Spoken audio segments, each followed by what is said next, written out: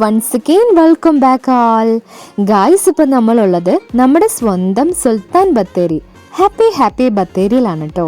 ഞാനിപ്പം നമ്മുടെ പൂമരം നോക്കി ഇങ്ങനെ നിൽക്കുകയാണ് കേട്ടോ. അപ്പോൾ എന്ത് രസമാണെന്നറിയോ നമ്മുടെ പൂമരം കാണാൻ. നമുക്ക് പൂമരത്തിൻ്റെ അടുത്തേക്ക് പോയാലോ? പക്ഷേ ഈ ട്രാഫിക്കൊക്കെ കഴിഞ്ഞിട്ട് വേണം നമുക്ക് പൂമരത്തിൻ്റെ അടുത്ത് പോവാൻ. അപ്പം ചെറിയൊരു ട്രാഫിക്കാണ്, അപ്പം ശ്രദ്ധിച്ച് പോവണ്ടേ, ഫുൾ വണ്ടികളല്ലേ. അപ്പം നമുക്ക് ആ വണ്ടികളെല്ലാം പോവാൻ വെയിറ്റ് ചെയ്യാം. എന്നിട്ട് നമുക്ക് പൂമരത്തിൻ്റെ അടുത്ത് പോയി ഇരിക്കാം കേട്ടോ. നമ്മുടെ പൂമരം വലിയൊരു തണൽ മരം കൂടിയാണ്. അപ്പം നമുക്ക് റെസ്റ്റ് ചെയ്യാൻ നല്ലൊരു ഏരിയ നമ്മുടെ പൂമരത്തിൻ്റെ ചോട്ടിലുണ്ട്. നമ്മുടെ പൂമരത്തിന് വേറൊരു സ്പെഷ്യാലിറ്റിയും കൂടിയുണ്ട്. ഒരു മഴയത്ത് കട പുഴുകി വീണതാണ് നമ്മുടെ പൂമരം. രണ്ടാം ജന്മമാണ് നമ്മുടെ പൂമരത്തിൻ്റെത്. അപ്പോഴേക്കും നമ്മുടെ ബത്തേരിക്കാരെല്ലാവരും കൂടെ വന്ന് നമ്മുടെ പൂമരത്തിനെ ദാ പിടിച്ചിങ്ങനെ നിർത്തി. ഇപ്പം അടിപൊളിയായിട്ടില്ലേ നമ്മുടെ പൂമരം കാണാൻ.